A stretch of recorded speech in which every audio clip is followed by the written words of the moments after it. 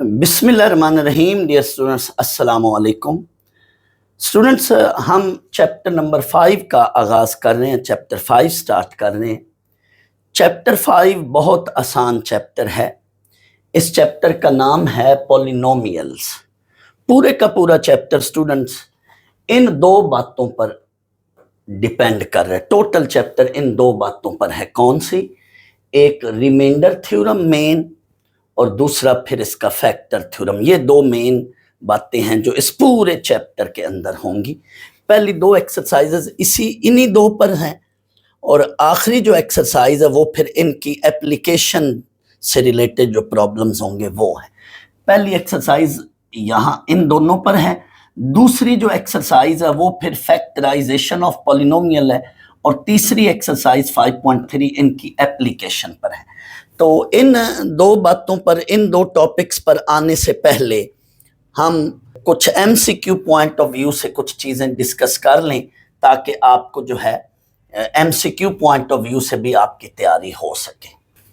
Students, पूरे का पूरा चैप्टर पॉलिनोमियल से रिलेटेड है, तो पॉलिनोमियल पर आने से पहले हम अलजेब्रिक एक्सप्रेशन क्या होता है वो डिस्कस कर लें। अलजेब्रिक एक्सप्रेशन क्या है? द एक्सप्रेशन और statement in which variable and constant are connected by arithmetic operation। Students, हम variable and constant को उनके दरमियान arithmetic operations ले लें अगर, तो वो पूरा एक्सप्रेशन या पूरी स्टेटमेंट क्या होगी? अलजेब्रिक एक्सप्रेशन होगी। वेरिएबल्स के साथ अरिथमेटिक ऑपरेशंस ले लें। मिसाल के तौर पर ये एक पूरा एक्सप्रेशन जो है ये अलजेब्रिक एक्सप्रेशन है। ये पूरी जो चीज़ है ये अलजेब्रिक एक्सप्रेशन है। इसमें कांस्टेंट और वेरिएबल माइनस के साथ कनेक्ट हो रहे हैं, इसमें कांस्टेंट और वेरिएबल डिवीजन के साथ कनेक्ट हो रहे हैं। अकेला कांस्टेंट हो तो वो भी एक तरह का अलजेब्रिक एक्सप्रेशन है। उसमें साइन क्या होगा? नेगेटिव या पॉजिटिव कोई भी साइन होगा। तो मिसाल के तौर पर 7 है, तो ये भी एक अलजेब्रिक एक्सप्रेशन है। इसके साथ साइन क्या है, या इसके साथ हम किस चीज को ऐड या सब्ट्रैक्ट कर रहे हैं? तो इसके साथ साइन बच्चों पॉजिटिव है अर्थमेटिक ऑपरेशन के तहत, और आप चाहें तो इसको 0 के साथ ऐड कर लें तो वो वही चीज ही होगी।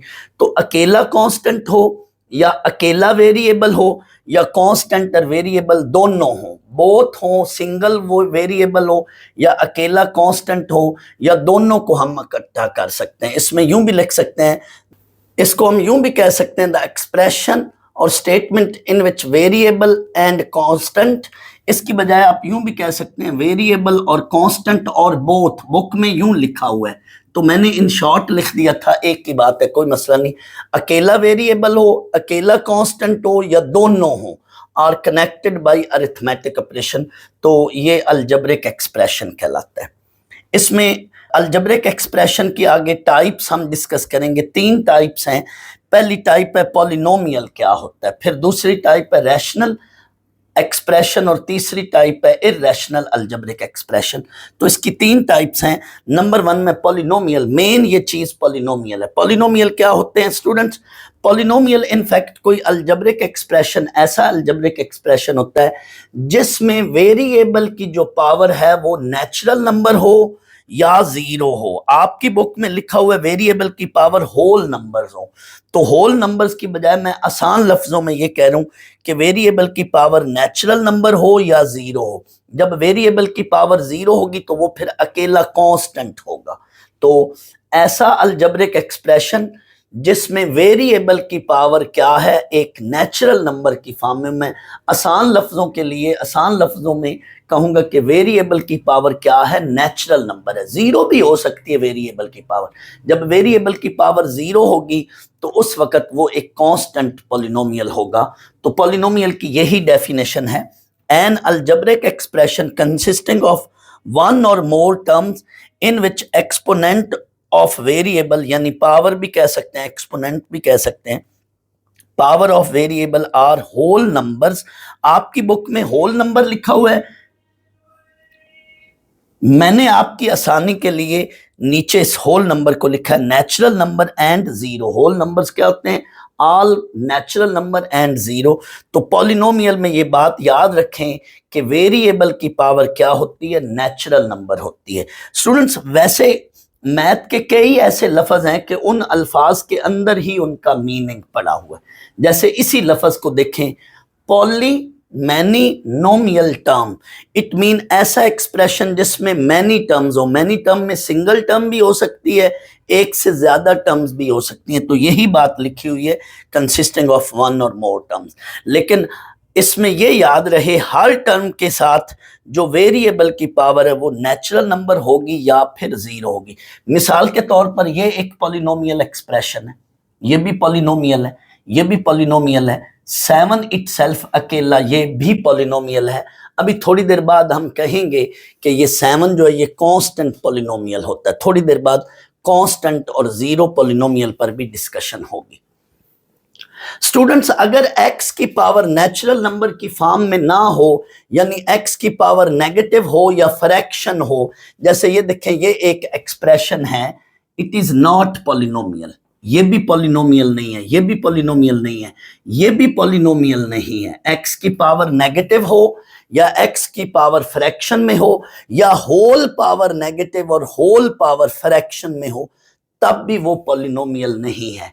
पॉलिनोमियल क्या होता है? x की अपनी पावर भी नेचुरल नंबर हो, और फर्ज कर लो अगर उस पर होल पावर है कहीं, तो होल पावर इटसेल्फ भी नेचुरल नंबर हो। आप रिकॉल करें, पार्शियल फ्रैक्शन का आपने चैप्टर पढ़ा था, तो उसमें आपने ऊपर नीचे जो रैशनल फंक्शन थे जिसमें ऊपर नीचे पॉलिनोमियल होते थे, तो पॉलिनोमियल में उधर चाहे कोई नीचे या ऊपर इस तरह की वैल्यू है, तो ये भी पॉलिनोमियल एक्सप्रेशन है। इसमें होल पावर क्या है?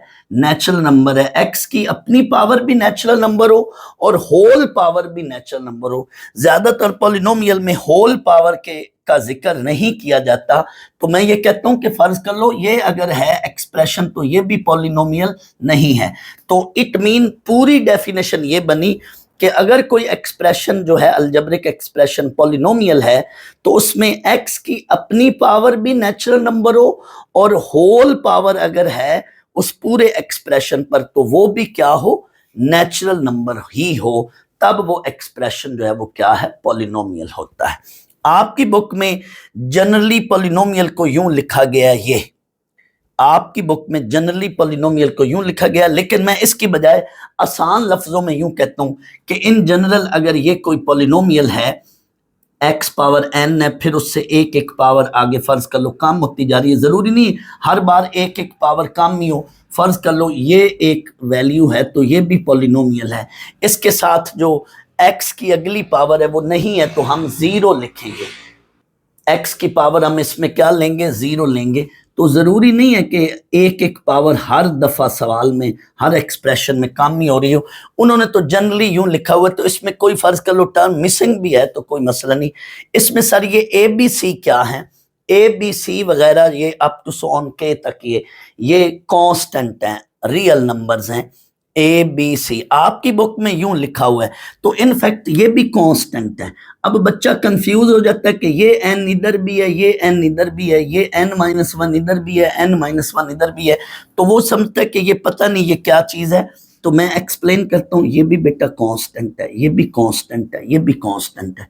तो मैंने आप लोगों की आसानी के लिए इसको A, इसको B और इसको C नाम दिया। ये बच्चे को फौरन ये चीज एक्सप्रेशन क्लिक कर जाता है। बुक वाले थोड़ा सा मुश्किल अंदाज में समझा रहे हैं बच्चों, ये एक्सप्रेशन या ये एक्सप्रेशन पॉलिनोमियल है।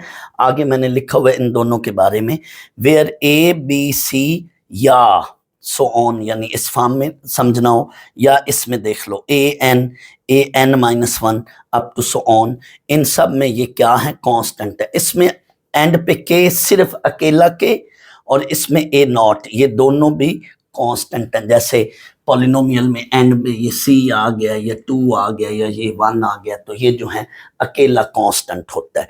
तो ABC दीज आर कोफिशिएंट्स, ये हमेशा कांस्टेंट होते हैं। कभी कभी ये कोफिशिएंट बच्चों कम्प्लेक्स नंबर्स भी हो सकते हैं। जैसे आपकी बुक में जाए ना, पहला चैप्टर देखें तो उसमें जो है कॉम्प्लेक्स नंबर्स हैं क्वेश्चन के अंदर पॉलिनोमियल में, और फिर वहां पे जो है कोफिशिएंट भी कॉम्प्लेक्स नंबर है। पॉलिनोमियल, ऐसा पॉलिनोमियल जो होता है वो कॉम्प्लेक्स पॉलिनोमियल कहलाता है। ये चैप्टर 1 में हम डिस्कस करेंगे। तो ABC कांस्टेंट रियल नंबर भी हो सकते हैं और ABC जो है ये कॉम्प्लेक्स नंबर्स भी हो सकते हैं। फिलहाल आपका जो 5वां चैप्टर है उसमें ये जो कोफिशिएंट्स हैं ये रियल नंबर होंगे, कॉम्प्लेक्स नंबर नहीं है। जबकि पहले चैप्टर में जाएंगे तो वहां पे ये कोफिशिएंट ABC जो है ये कॉम्प्लेक्स नंबर्स भी आप देखेंगे इंशाल्लाह। आप मेरा लेक्चर देखें ना चैप्टर 1 का देखें तो उसमें जो है आपको ये चीज़ें क्लियर हो जाएंगी। आखिरी जो 1.2 और 1.3 में आप देखें तो उसमें कॉम्प्लेक्स पॉलिनोमियल्स हैं। इसमें ये जो पावर n है this is called degree of polynomial. Students, degree of polynomial को आसान लफ्जों में power of polynomial, highest power of polynomial occur in the expression is called degree of polynomial. जैसे इस पॉलिनोमियल की डिग्री 1 है, इस पॉलिनोमियल की डिग्री 2 है, इस पॉलिनोमियल की डिग्री 3 है। तो डिग्री से मुराद पावर ऑफ वेरिएबल। आसान लफ्जों में क्या कहेंगे आप? डिग्री से मुराद एक्सपोनेंट या पावर ऑफ वेरिएबल। तो पॉलिनोमियल की आगे टाइप्स हैं, MCQ पॉइंट ऑफ व्यू से इनको याद रखना है। लीनियर पॉलिनोमियल क्या होता है? ऐसा पॉलिनोमियल जिसमें वेरिएबल की पावर 1 हो। स्टूडेंट्स, थोड़ी देर पहले मैंने कहा था कि बहुत सारे लफ्ज ऐसे होते हैं कि उन लफ्जों के अंदर ही उनका मीनिंग या मकसद पड़ा होता है।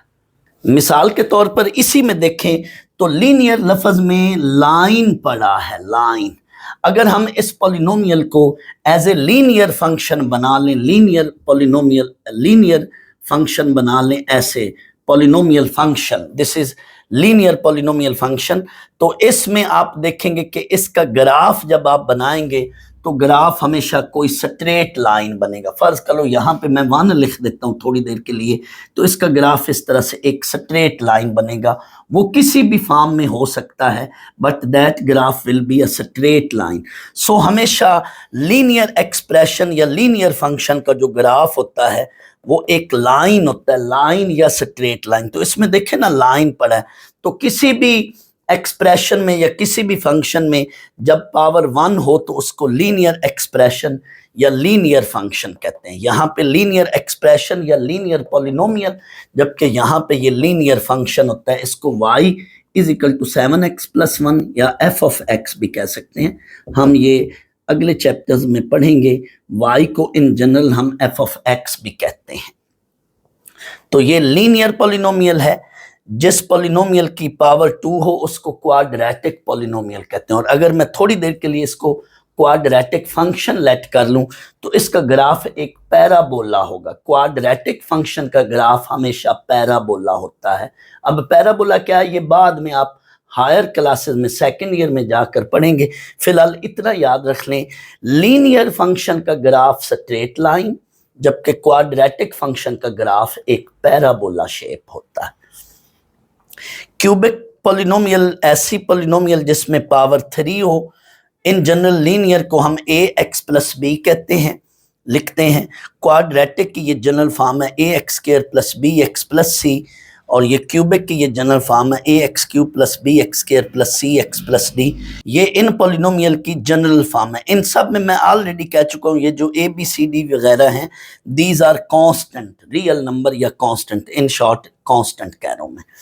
लीनियर, क्वाड्रेटिक, लीनियर में पावर 1, क्वाड्रेटिक में 2, क्यूबिक में 3, क्वार्टिक या क्वार्टिक कह लें या बाई क्वाड्रेटिक कह लें, उसमें पावर 4 होती है, पेंटिक में पावर 5 होती है। इसी तरह से ये बड़ा अहम है 2 डेफिनेशनें, इनको भी ज़रा देख लें। ये MCQ पॉइंट ऑफ व्यू से भी साथ साथ मैं आपको बता लूँ, ताकि बच्चों आपकी साथ साथ डिफरेंट यूनिवर्सिटीज़ की NET की भी तैयारी होती रहे। जो बच्चे मेरा लेक्चर सुन रहे होंगे इंशाल्लाह मैं आपको हर एंगल से चीज़ कवर करके दूंगा, ताकि आपके MCQ पॉइंट ऑफ व्यू से भी साथ साथ तैयारी होती रहे। और डिफरेंट इंजीनियरिंग यूनिवर्सिटीज़ का जब आप टेस्ट देंगे तो इंशाल्लाह ये जो मैं आपको नॉलेज दे रहा हूँ ये वहाँ पे आपको बड़ी काम आएगी, बहुत सपोर्ट करेगी इंशाल्लाह ताला। कांस्टेंट पॉलिनोमियल क्या होता है? स्टूडेंट, थोड़ी देर पहले मैंने कहा था कि अकेला कांस्टेंट जो है वो भी पॉलिनोमियल होता है, उसमें डिग्री ऑफ वेरिएबल साथ डिग्री ऑफ वेरिएबल जो होगी वो जीरो होगी।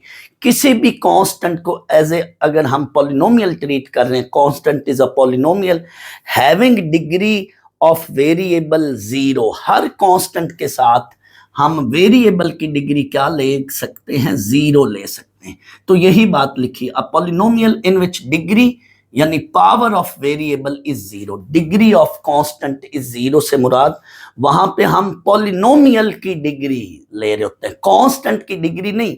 हर कांस्टेंट को हम एक्सप्रेस या कन्वर्ट कर सकते हैं किसी ना किसी वेरिएबल के साथ, और उस वेरिएबल की पावर हम क्या लेंगे, जीरो लेंगे। मसलन मिसाल के तौर पे मैं 8 को लिख सकता हूं 8 इंटू वाई पावर जीरो।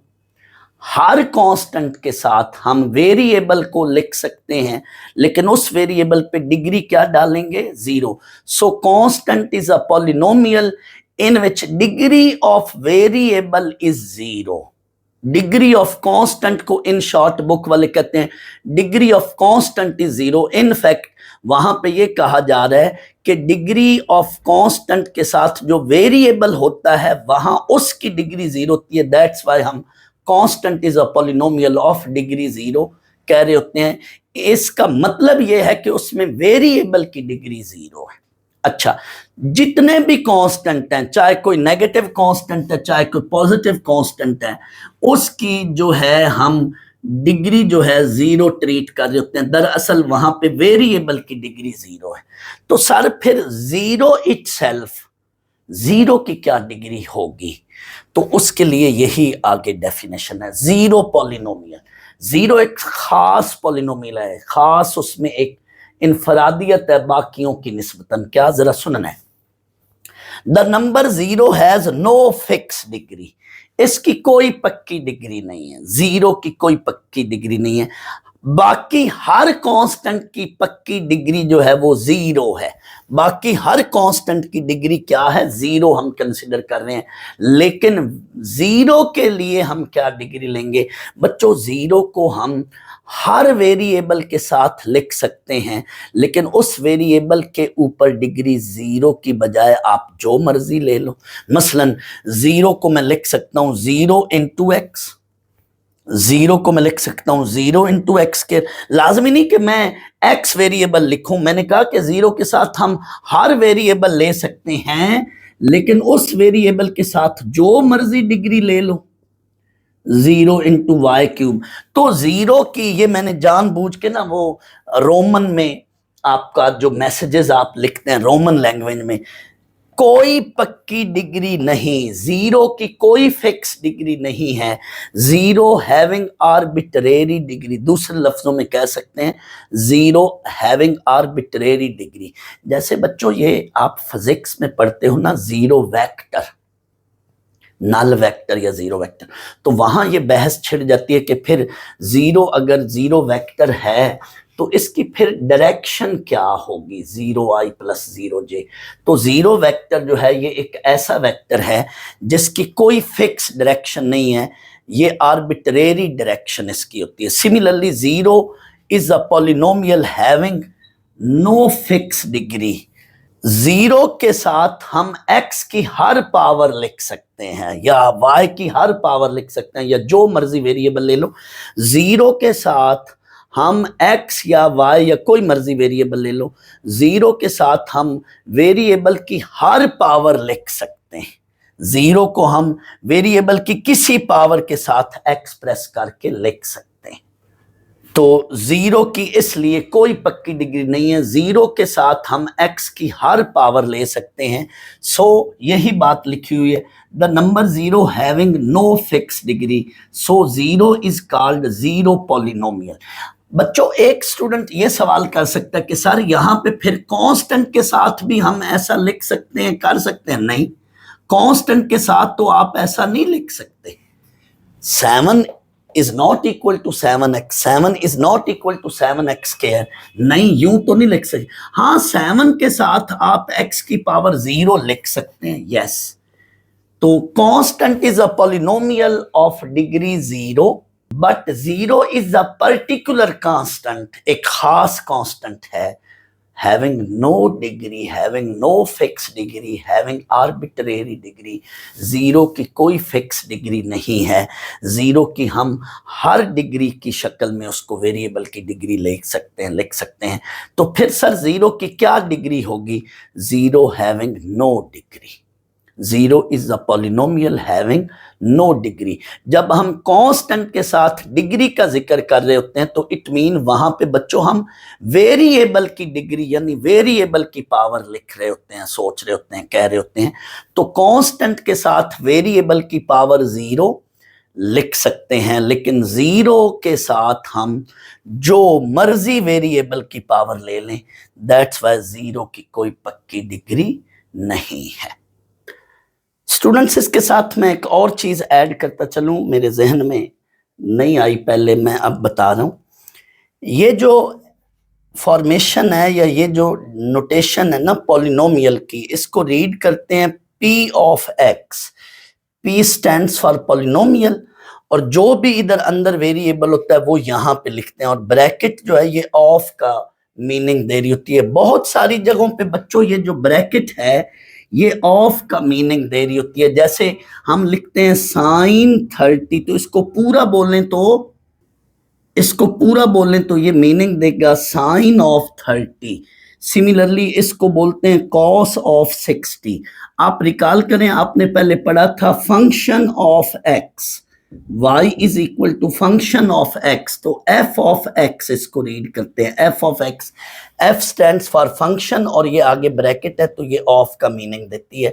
कभी कभी ब्रैकेट मल्टीप्लिकेशन का मीनिंग दे रही होती है, जब इस तरह से दो एक्सप्रेशन हो या इस ब्रैकेट के साथ बाहर कोई नंबर हो और अंदर इस तरह से कोई वैल्यू हो, तो यहाँ पे ये मल्टीप्लिकेशन। ऑफ का वैसे भी मतलब इधर मल्टीप्लिकेशन ही है, दो नंबर्स का प्रोडक्ट, लेकिन कभी कभी यहाँ पे इस तरह का जो एक्सप्रेशन होता है उसमें ऑफ का मतलब है कि जो इन्वॉल्व वेरिएबल है वो पॉलिनोमियल के साथ अंदर वो लिखा जाता है। फर्ज कर लो अंदर अगर t होता तो इसको हम लिखते p of t, polynomial of t। तो यहाँ पे इसको रीड करते हैं p ऑफ x। तो अब हम इससे अगला टॉपिक जो असल टॉपिक है वो पढ़ने लगे हैं, रिमाइंडर थ्योरम। स्टूडेंट्स, इसके लिए मेरे पास बहुत ही इंपॉर्टेंट और इंटरेस्टिंग डिस्कशन है, remainder theorem and factor theorem. तो आपने ये मेरा लेक्चर सुनना है, इंशाल्लाह आपको बहुत ही बेहतरीन कंसेप्ट मिलने वाला है इंशाल्लाह। बच्चों, आपकी बुक का पेज 163 आप निकाल लें तो वहाँ पे अलजेब्रिक एक्सप्रेशन की टाइप 2 जो है वो रैशनल एक्सप्रेशन, और टाइप 3 जो है वो इर्रेशनल एक्सप्रेशन। ये खुद आप बुक से पढ़ लेना। रैशनल एक्सप्रेशन में ऊपर और नीचे नोमिनेटर और डिनोमिनेटर दोनों में पॉलिनोमियल एक्सप्रेशन होता है, और इर्रेशनल में जो है नॉन पॉलिनोमियल एक्सप्रेशन ऊपर नीचे हो, तो चाहे ऊपर हो चाहे नीचे हो या ऊपर नीचे दोनों के साथ नॉन पॉलिनोमियल हो। पॉलिनोमियल कोई वैल्यू, ऐसी वैल्यू जो पॉलिनोमियल ना हो, तो उसको हम क्या कहते हैं? Non polynomial expression. तो ये बुक में लिखा हुआ है नंबर 3 पे कि ऊपर नीचे या ऊपर वाली वैल्यू या नीचे वाली वैल्यू या दोनों p of x and q of x are not polynomial, then that expression is called, overall जो px ओवर qx है ये क्या होगा? That is irrational expression. अहम जो टॉपिक है वो मैं ये पढ़ाने लगा हूँ, रिमाइंडर थ्योरम। रिमाइंडर थ्योरम को मैंने दो अंदाज में आपको स्टेटमेंट सामने लिखी है।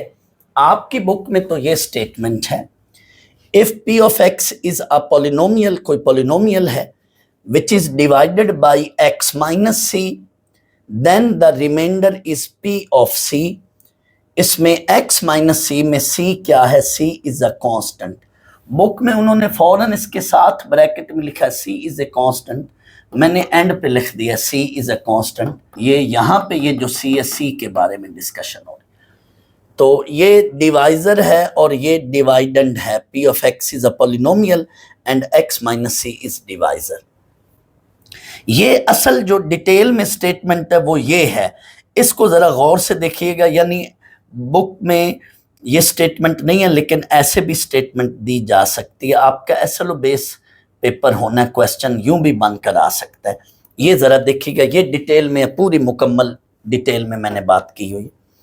If p of x is a polynomial of degree n, आपको पता है कि पॉलिनोमियल में मैंने थोड़ी देर पहले बताया था कि डिग्री कोई भी हो सकती, तो यहाँ पे जनरली वो कह रहा है डिग्री एन है, लेकिन ये एन 0 नहीं हो सकती, एन 1 या 1 से ज्यादा होगी। वजह यह है कि डिवाइजर में एक्स की पावर 1 है, तो डिवाइडेंड में ये जो हमने अंदर पी ऑफ एक्स पॉलिनोमियल लेना है, तो डिवाइडेंड में इससे कम पावर नहीं होनी चाहिए, या डिवाइजर के साथ डिवाइडेंड में इसकी और इसकी इक्वल पावर हो या फिर इसकी ज्यादा पावर हो। दैट्स वाई इसमें पावर 1 है, डिवाइजर ये है, तो पॉलिनोमियल की पावर फिर 1 या 1 से ज्यादा होनी चाहिए। अगर कम पावर होगी तो वो फिर डिवाइड नहीं होगा। फर्ज कर लो n की पावर 0 हो अगर पॉलिनोमियल की, तो वो किसी, फर्ज करो n 0 है पॉलिनोमियल में, तो किसी चीज की n तो पावर होती ना, तो जब पावर लेंगे 0 तो वो कांस्टेंट 1 वैल्यू बनेगी, तो इधर अंदर 1 और बाहर x हो तो वो डिवीजन हो नहीं सकती। दैट्स वाई यहाँ पे ये कहा जा रहा है कि पॉलिनोमियल की जो पावर n है, ये जो डिग्री n है, ये फिर इधर यानी फर्ज कर लो ऐसे हो, अंदर स्क्वायर हो, या इस तरह से कोई मतलब x-1 और इधर x-3 इस तरह से, तो ये डिग्री 1 हो अंदर, या डिग्री 2 हो, या डिग्री 3 हो, यानी अंदर जो डिवाइडेंड है पॉलिनोमियल की डिग्री 1 या 1 से ज्यादा होनी चाहिए। ये बात का किसी को मतलब या मकसद की समझ ना आए तो ये मैंने मतलब या मकसद बता दिया है, क्योंकि डिवाइजर ये है, क्योंकि ये n1 है अगर पावर, तो डिवाइजर x-c डिवाइजर की वजह से पावर 1 या 1 से ग्रेटर होनी चाहिए। When n is a natural number, ये नहीं, जो पावर है वो नेचुरल नंबर है, बट ये 1 या 1 से ग्रेटर होनी चाहिए इस केस में। वैसे तो पॉलिनोमियल में पावर 0 भी हो सकती है, मैंने थोड़ी देर पहले बताया था, लेकिन रिमाइंडर थ्योरम में वो कह रहा है कि अगर डिवाइजर ये होगा तो फिर पॉलिनोमियल की पावर 1 या 1 से ज्यादा होनी चाहिए। If p of x is divided by x minus c, अब वही बात आ गई। अब इस जुमले का भी बड़ा खास रोल है, till no x term exist in the remainder. कोई बच्चा बता सकता है कि इस लफ्ज का क्या मकसद है या रोल है? Till no x term exist in remainder, ये वाली बात आपकी बुक में नहीं है, लेकिन ये बड़ी जरूरी है ये वाली बात, इसके बारे में सोचें। मैं भी थोड़ी देर बाद इस सेंटेंस का मतलब या मकसद बताता हूं थोड़ी देर बाद, लेकिन मैं ये आपसे एक तरह का पूछ रहा हूं कि आप सोचें इसका क्या रोल है इस स्टेटमेंट का, इतनी का। आगे वो कह रहे कि अगर ये स्टेटमेंट ना भी दे, इतनी बात वो ना भी दे, कोई मसला नहीं, आपकी बुक में नहीं, लेकिन मैं कहता हूं इसका मतलब या मकसद है, ये एक बावजन कोई बात है, बेवजन नहीं है, इसका वजन है इस बात का। रिमाइंडर थ्योरम में एक रोल है, ये होनी चाहिए बात, रिमाइंडर थ्योरम में बुक वालों को ये बात इसमें देनी चाहिए थी। बहरहाल मैं थोड़ी देर के लिए इसको कहता हूं कि ये स्टेटमेंट में नहीं है ये चीज, आगे तो वही बात है, then p of c is remainder, ये कहा जा रहा है। तो प्रूफ से पहले मैं अब जवाब देने लगा हूं।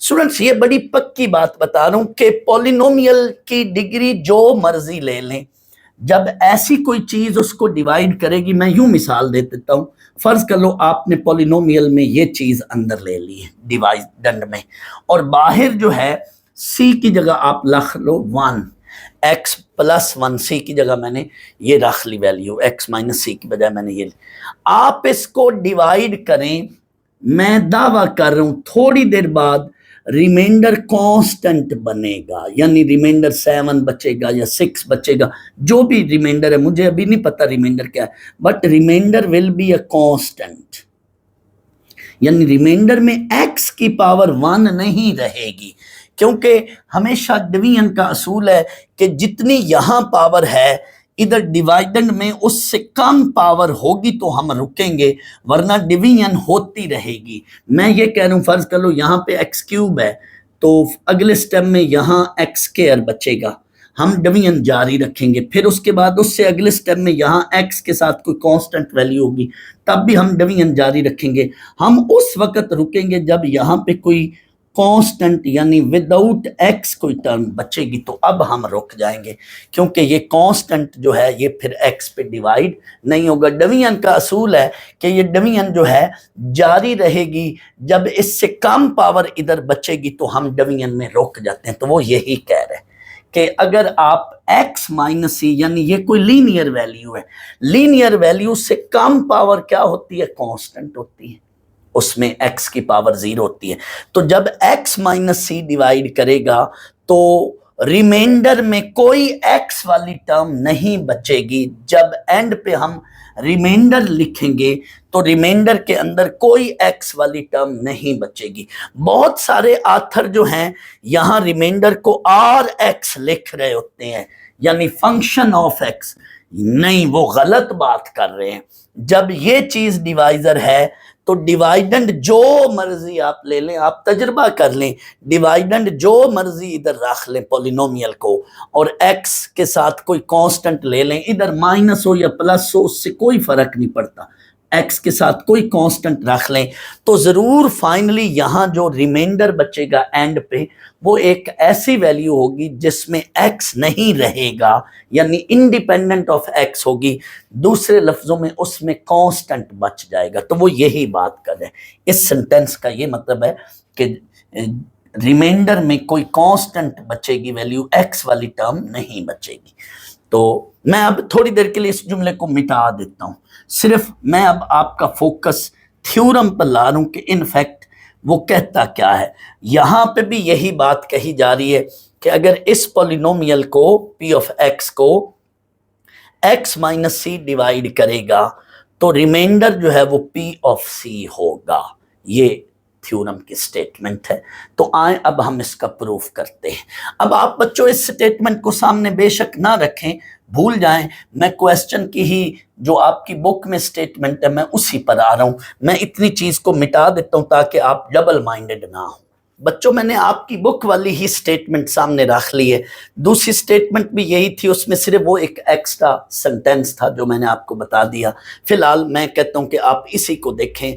दोनों में काम क्या करना है, अगर पॉलिनोमियल ये है p ऑफ x, इसको डिवाइड करे कोई x माइनस सी, तो देन के बाद हमेशा रिजल्ट होता है, तो ये चीज शो करनी है। फिलहाल आप इतनी चीज को ले लें, इतनी चीज को, ये जो गिवन बात है, इतनी चीज को लेकर पहले इस पर डिस्कशन करें। हमेशा थ्योरम के अंदर गिवन जो इंफॉर्मेशन होती है, गिवन इंफॉर्मेशन ले करके उससे फिर देन के बाद जो रिक्वायर्ड होती है वो बनानी है।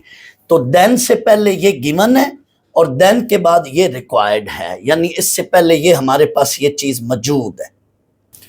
तो इस चीज को हम स्टार्ट में लिखेंगे और इससे फिर ये रिजल्ट प्रूव करेंगे। आए इसका प्रूफ हम शुरू करते हैं।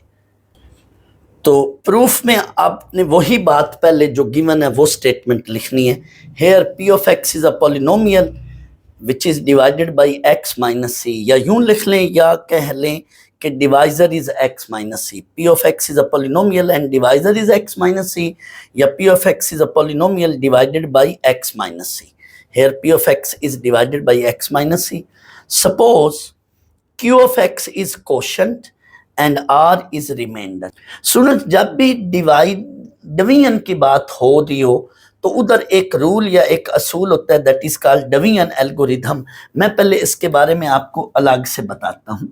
जब भी डिवीजन की बात हो रही हो, ये फर्ज कर लो डिवीजन हो रही है, तो यहाँ अंदर जो है ये डिवाइडेंड होता है, डिवाइडेंड होता है अंदर। बाहर यहां जो होता है ये डिवाइजर होगा, इसको डिवाइजर कहते हैं। अंदर यहां पे हम प्रोसेस करते हैं। प्रोसेस करने के बाद यहां पे जो चीज लिखी जाती है, जो रिजल्ट बनता है, इसको हम कोशंट कहते हैं। जो यहां पे चीज आएगी वो कोशंट होता है। प्रोसेस तो डिवीजन का हो रहा होता है, तो इधर अंदर जो एंड पे जो यहां पे जो चीज बचती है, जो भी ये चीज बचेगी फाइनली इसको हम रिमाइंडर कहते हैं। और ये बात याद रहे, रिमाइंडर के अंदर जो पावर होती है वो हमेशा डिवाइजर से कम हुआ करती है। अगर यहाँ पावर ज्यादा होगी तो डिवीजन जारी रहेगी, जब इधर पावर इससे डिवाइजर से कम होगी तो डिवीजन रुक जाएगी। फिलहाल यहाँ पे डिवाइडेंड की बजाय हम यहाँ जो है पॉलिनोमियल ले रहे हैं, यानी डिवाइडेंड की जगह हम इस वक्त जो है यहाँ पे क्या लेंगे, पॉलिनोमियल लेंगे पी ऑफ एक्स, और रिमाइंडर को हम आर से डिनोट कर रहे हैं। डिवाइजर जो है इस टॉपिक में, डिवाइजर जो है वो x माइनस सी होगा। तो ये बात आपने थ्योरम में साइड पर ये चीज लिखनी है, बनानी है। आए वापस आता हूँ थ्योरम में, अब वो बात मैंने मुकम्मल कर ली। सपोज अब जाहिर है यहां मुझे फिर इन दो तीन चीजों का जिक्र करना पड़ेगा। किसका? एक कोशंट का और एक रिमाइंडर का। डिवाइजर और पॉलिनोमियल डिवाइडेंड तो गिवन है, इन दो का जिक्र करना पड़ेगा इधर प्रूफ में। सपोज यही जिक्र किया, Q of x is a quotient and R is remainder, यानी प्रूफ में डिवीजन एल्गोरिथम यूज करना है तो इन चीजों की अभी जरूरत पड़ेगी। दैट्स वाई उनका जिक्र फिक्र कर लिया कि R को हम रिमाइंडर कहेंगे और Q ऑफ x को जो है हम क्या कहेंगे, कोशंट कहेंगे। जैसे थोड़ी देर मैंने पहले बताया कि P इसको रीड करेंगे पॉलिनोमियल ऑफ x, इसको हम रीड करेंगे quotient of x, Q of x। Then by division algorithm, या सिर्फ लिख लें डिवीजन प्रिंसिपल, वी राइट। अब यही चीज है, आपने ये साइड पर लिखी और ये चीज शो की।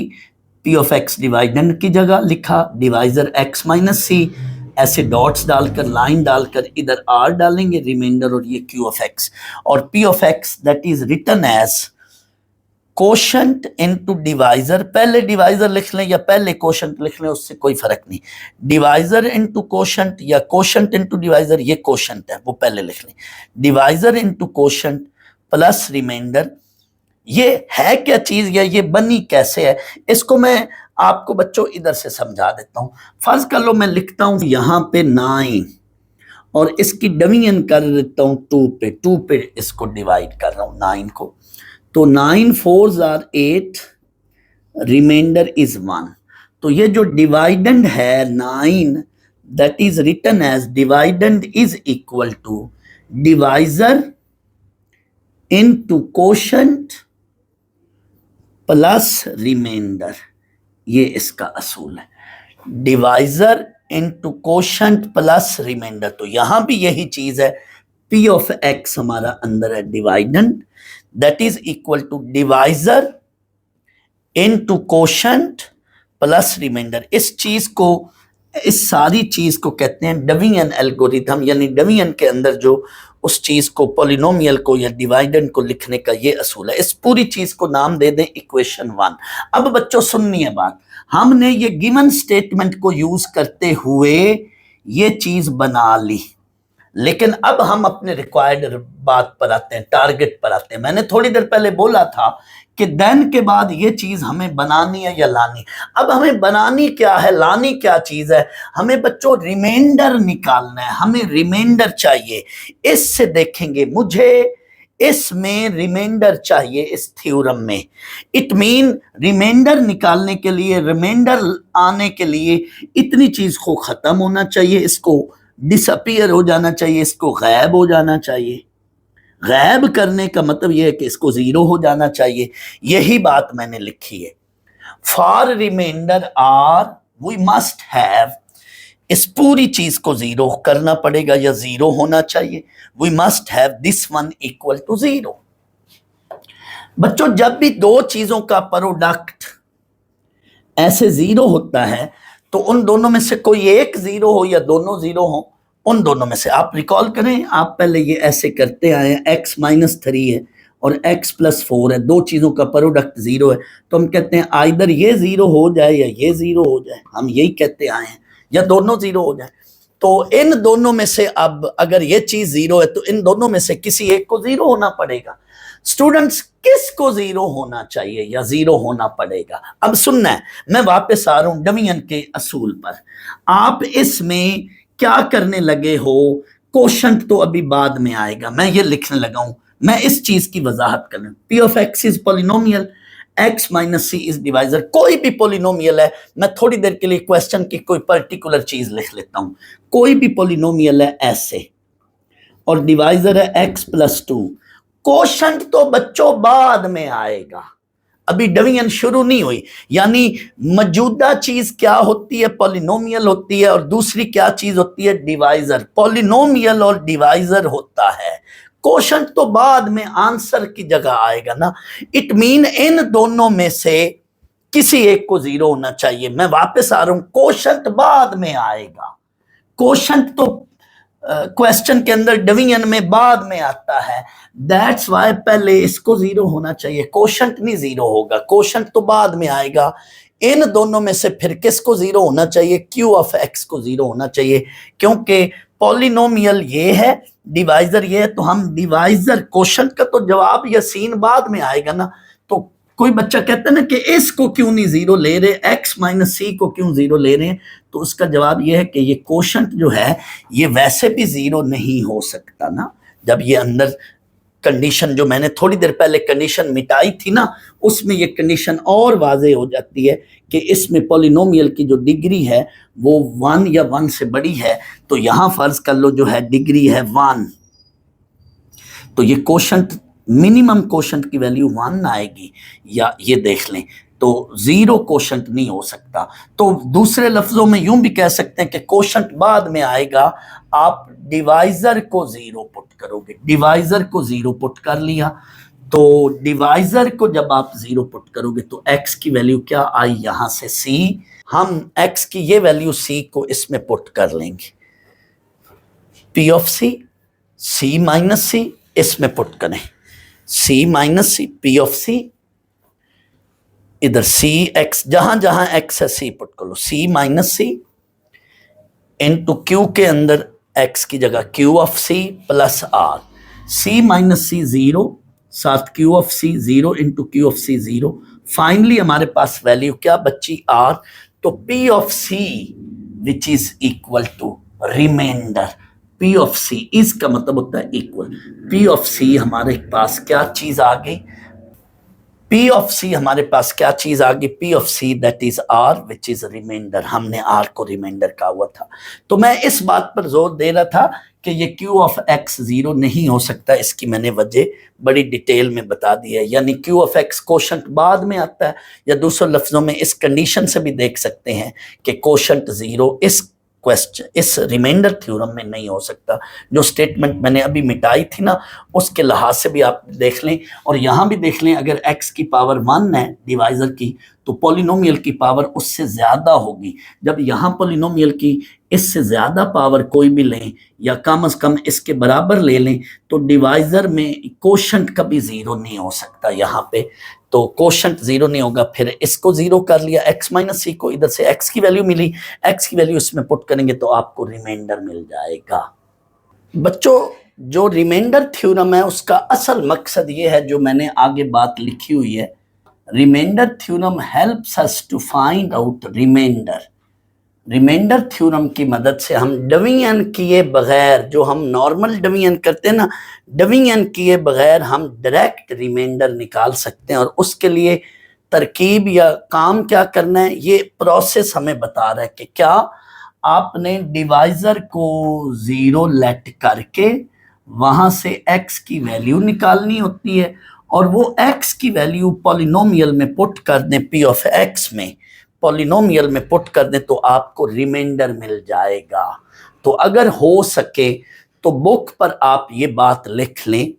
बेटा ये बात आप बुक का पेज 167 निकालें, ऊपर टॉप पर लिख लें। मैं बहुत सारी बातें बुक्स पर लिखाता हूं इसलिए कि आपको वहां पे ये फायदा हो। तो ऊपर टॉप पे बुक के इस जगह पे लिख लें, ऊपर टॉप पे पेज 167 ऊपर टॉप पे, in the remainder theorem, comma, we put divisor x minus c, जो भी c कोई भी वैल्यू होगी, we put divisor x minus c equal to 0, equal 0 डालें। उसके नीचे this implies आगे लिखें x equals to c, जो भी ये x की वैल्यू मिली है।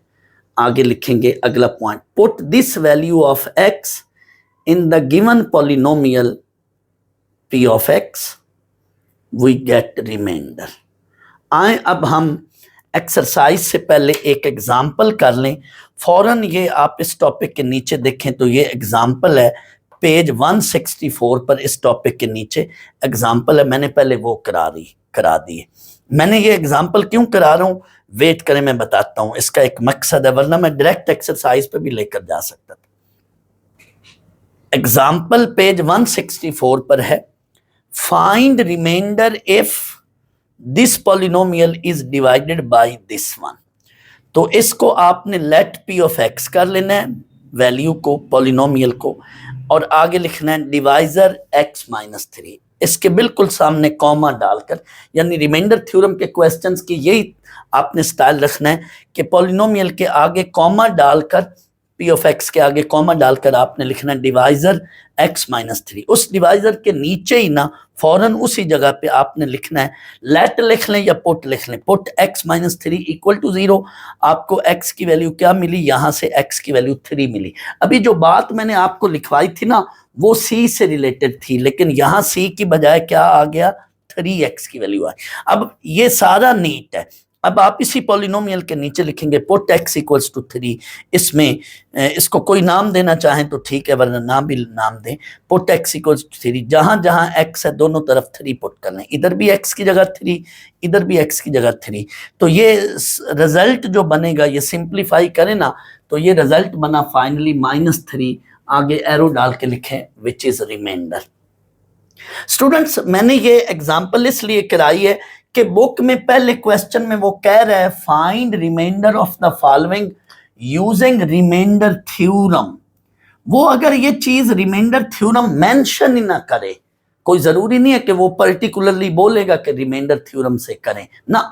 जब भी किसी सवाल में रिमाइंडर मांगा जाए तो वहां पे रिमाइंडर थ्योरम ही लगाएंगे। हाँ, शर्त यह है कि डिवाइजर इज लीनियर। याद रख लो, रिमाइंडर थ्योरम वर्क उसी सूरत में करता है जब ये डिवाइजर जो है ये क्या हो, लीनियर हो। और डिवाइजर जब लीनियर होता है तो जरूर रिमाइंडर अल्टीमेटली कोई कांस्टेंट वैल्यू ही आएगी, रिमाइंडर हमेशा कांस्टेंट वैल्यू ही आएगी। और जब डिवाइजर लीनियर होता है तो इधर पॉलिनोमियल की जो मर्जी वैल्यू रख लें, कोशंट 0 नहीं हो सकता। शर्त यह है कि मैंने अभी कहा हुआ कि पॉलिनोमियल के साथ डिग्री ये लिखनी है। ये जो मैंने अभी थोड़ी देर पहले स्टेटमेंट यहां लिखी थी ना, मैंने कहा था कि मुकम्मल स्टेटमेंट वो बनती है, तो उसमें मेंशन है कि p of x is a polynomial and n is the degree but n is greater और इक्वल टू 1। यानी इधर पॉलिनोमियल की डिग्री 1 या 1 से बड़ी हो तो फिर कोशंट कभी भी जो है, मैंने अभी बताया, कोशंट 0 नहीं होगा। फिर उसके लिए इस प्रोडक्ट को 0 लाने के लिए x माइनस सी को ही हम 0 रखेंगे, तभी डिवाइजर मिलेगा, तभी रिमाइंडर मिलेगा। तो इसमें मैंने कहा कि कह रहा हूं कि ये रिमाइंडर का लफ्ज नाम भी कहता तब भी हम यही प्रोसेस करते। तो अब मैं एक्सरसाइज का बकायदा सोल्यूशन यहां से शुरू करता हूं, वो जगह काम में है नीचे। तो आए एक्सरसाइज का मैं क्वेश्चन 1 कराता हूं। 1 के अंदर 2 पार्ट्स हैं, दोनों पार्ट्स रिमाइंडर थ्योरम से होंगे। तो उसमें वो बेशक लफ्ज रिमाइंडर थ्योरम ना भी लिखे, तब भी हमने इसी पैटर्न पर ही करने के, हमने रिमाइंडर थ्योरम ही लगाना है। क्वेश्चन 1 है find remainder of the following by using remainder theorem when this polynomial is divided by x plus 2। तो इसको हम लेट p ऑफ x करेंगे और ये डिवाइडेड बाई की बजाय हम लिखेंगे divisor is x plus 2। Divisor को बच्चों हम पुट 0 करके, डिवाइजर को पुट 0 करके हम x की वैल्यू निकालेंगे। x की वैल्यू -2 बनी यहाँ पे, इसको हम इस पॉलिनोमियल में पुट कर देंगे। सामने ही डिवाइजर लिखकर उसके नीचे ये स्टेप करेंगे और इधर हम पुट x इक्वल्स टू 2 लिखेंगे। जहां जहां x, ये x की वैल्यू -2 आई, x की वैल्यू ये जो है ये -2 हम इधर पुट करेंगे। जहां जहां x है उधर हम क्या पुट करेंगे, -2। डिवाइजर को इधर हम सामने लिखेंगे, उसके नीचे हम ये put x plus 2 equal to 0 करके जो भी ये x की वैल्यू बनेगी, ये फिर इधर हम अलग से नीचे इसके स्टेप लिखेंगे पॉलिनोमियल। तो जहां जहां x है इधर हम -2 पुट कर देंगे। आगे इसको सॉल्व कर लें, सिंप्लीफाई करें तो 5 जो आया this is remainder. Second part में ये पॉलिनोमियल है और ये डिवाइजर है, इसको लेट p ऑफ x करेंगे, डिवाइजर को पुट 0 करेंगे, इधर से ये x की वैल्यू 2 मिली, इसको इसमें पुट कर देंगे। सिंप्लीफाई करें तो 35 रिमाइंडर है। स्टूडेंट्स, इसी क्वेश्चन को एक और तरीके से भी किया जा सकता है। कई बच्चे ये कह सकते हैं ना कि सर डिवाइजर को हम कैसे जीरो पुट कर सकते हैं, डिवाइजर तो जीरो पुट करते हैं तो इन्फिनिटी बनता है। तो सेकंड मेथड फिर ये है, इस तरह से भी कर लें, मर्जी है आपकी। ये पी ऑफ एक्स पॉलिनोमियल है, आपने डिवाइजर को हर पार्ट में इस मेथड में डिवाइजर को x माइनस सी से कंपेयर करें, क्योंकि टॉपिक में जो था ना रिमाइंडर थ्योरम में जनरल डिवाइजर ये था, तो हर डिवाइजर को x माइनस सी से इक्वेट करें, कंपेयर करें। तो यहाँ से c की ये वैल्यू आई -2, x से x कट गया, c की वैल्यू -2 आई। पहले पॉलिनोमियल में x की जगह c पुट करें, फिर c की जगह -2 पुट करें, कैलकुलेट करें, यही आंसर आएगा। यानी यहाँ हम 2 स्टेप्स कर रहे होते हैं, इधर हम फौरन एक ही स्टेप में वो रिमाइंडर निकाल रहे होते हैं। काम वही हो रहा है, पहले x की जगह c पुट किया, फिर c की जगह -2 पुट किया, x की जगह c, फिर c की जगह -2, जबकि इधर हम डायरेक्ट x की जगह क्या पुट कर रहे हैं, -2। तो दोनों तरह से सही है, दोनों मेथड सही हैं। ज़्यादातर ये कन्वीनियंट मेथड है, बच्चों को ये इजी लगता है तो आप इससे भी कर सकते हैं, वगरना ये भी सही है मेथड, ऐसे भी कर सकते हैं। तो बच्चों ये मेथड भी सही है और ये मेथड भी सही है, दोनों ठीक है, लेकिन ये ज़्यादा आसान है, ये कन्वीनियंट है मेथड। इसमें हम क्या करते हैं, डिवाइजर को जीरो पुट करके x की वैल्यू निकालते हैं और x की वैल्यू डायरेक्ट हम पॉलिनोमियल में पुट करते हैं। स्टूडेंट्स रिकॉल करें, पार्शियल फ्रैक्शन में भी आप कोई इसी तरह की एक चीज करते थे, याद करें। फर्ज कर लो ये कोई वैल्यू है, मैं अपनी तरफ से क्वेश्चन चलो बना देता हूं, इसकी आपको कहा जाता है पार्शियल फ्रैक्शन बनाएं। तो आप ऐसा करते थे a over x minus 1 b over x plus 1, let इसको आप पूरे एक्सप्रेशन को इक्वेशन 1 नाम कर देते हैं, ले देते हैं। आगे ये एलसीएम ले लो, ये इस पूरे डिनोमिनेटर को मल्टीप्लाई कर दो दोनों तरफ। तो a के साथ आपको मैं थोड़ा सा सिर्फ रिकॉल करा रहा हूं स्टेप जो है। अब आपको चाहिए a की वैल्यू, a निकालना है तो आप x माइनस 1 को जीरो पुट करें, वही काम डिवाइजर को जीरो पुट करना है। जब आपको a निकालना है तो x माइनस 1 को जीरो पुट करें, तो जाहिर है अब ये वाला हिस्सा खत्म हो जाएगा, आपको मिलनी है x की वैल्यू, इसमें पुट करेंगे तो a मिल जाएगा, b वाला हिस्सा खत्म हो जाएगा। आप पुट करेंगे ना 2 में, पुट इन 2, तो आपको डायरेक्ट a की वैल्यू मिलेगी। अब आपको b निकालना है तो अब आप इसको जीरो पुट करें, यानी a निकालना है तो a के नीचे जो डिवाइजर है उसको जीरो पुट करें, अगर b निकालना है तो b के नीचे जो डिवाइजर है उसको जीरो पुट करें। वहां से जो x की वैल्यू मिलती है वो इसमें हम पुट करके a और b निकाल लिया करते हैं। सेम प्रोसेस इधर भी हो रहा है, हम डिवाइजर को जीरो पुट करके जो x की वैल्यू मिलती है वो हम पॉलिनोमियल में पुट करते हैं तो हमें रिमाइंडर मिल जाता है। वरना आप ये वाला मेथड भी कर लें, कुछ राइटर्स इस मेथड से करते हैं, कुछ लोग इस तरह से कर देते हैं, जो आपको इजी लगे, जो आसान है उस तरह से कर।